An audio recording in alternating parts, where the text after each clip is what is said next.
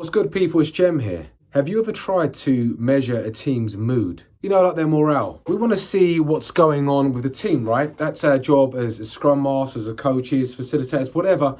We want to see what is happening for the team so that we can try and make things better. I tried to measure a team's mood quite a while ago, and let's just say I am not in a rush to do that again. If you've never heard of a mood board, just imagine you've got like a scale of 1 to 5, 1 being not very happy, 5 being very happy. And people will move their avatar in a position that expresses the mood or the morale that they're feeling for the day. So people would rock up to the daily scrum. I tried back in 2000, I think it was back in 2013, in fact. Yeah.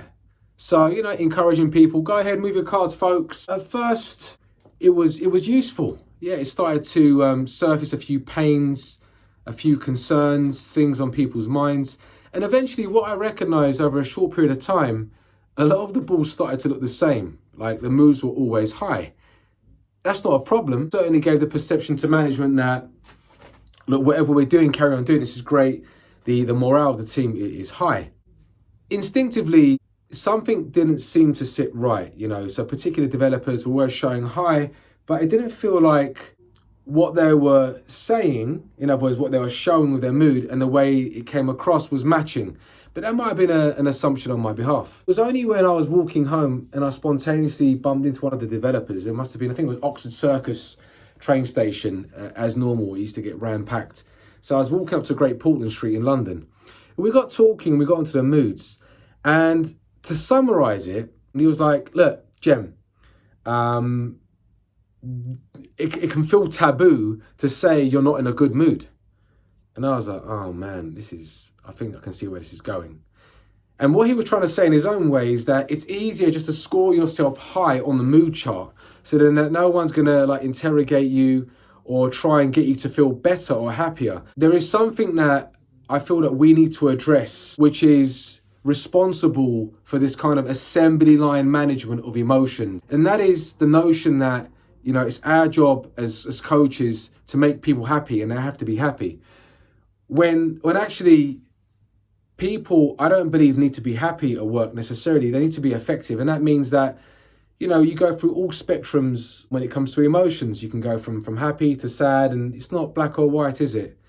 And there are also views that sometimes when people are not necessarily happy, they can be quite effective with problem solving. I want to make it clear that you don't have to always be at a high level of happiness or mood or morale. And that's okay. And no one should kind of feel the need to ask more questions or change anything. It's okay, right? You're turning up as a human being. We're not robots. So what is the alternative? Are you saying then, Jem, that we shouldn't, measure moods or surface information that could be useful for us to help teams? No, I'm not saying that.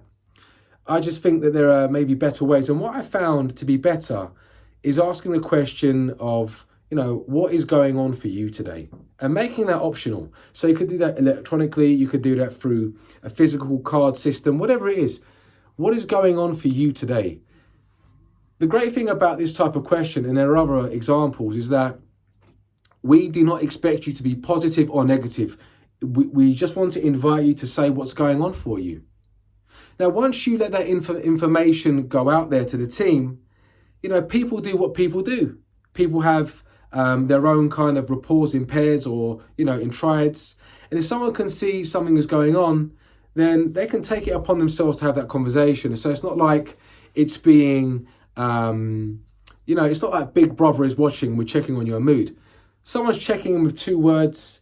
If you're interested in those 2 words and you want to follow up with that person because you care, go ahead and do it offline. Don't turn it into, we are here to police the mood of the team, no matter how well intended it is. So what is going on for you is, I feel, one of those types of questions are more useful. Making sure that we emphasize we don't expect people to be happy. We want them to be effective, respecting the full spectrum of emotions, letting people be authentic, right? They don't need to put on a brave face if they're not in a good mood. That's what it is. Also, synchronous and asynchronous ways of doing this. In other words, it doesn't have to be done at the daily scrum or the retro. You could set up a Miro board or a physical board, and people can throw down and allow people to visit those cards and reach out to people away from a team setting.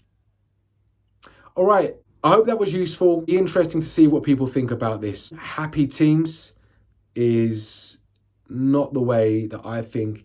I actually think it's antithetical to what you're trying to get people to do, which is to be effective.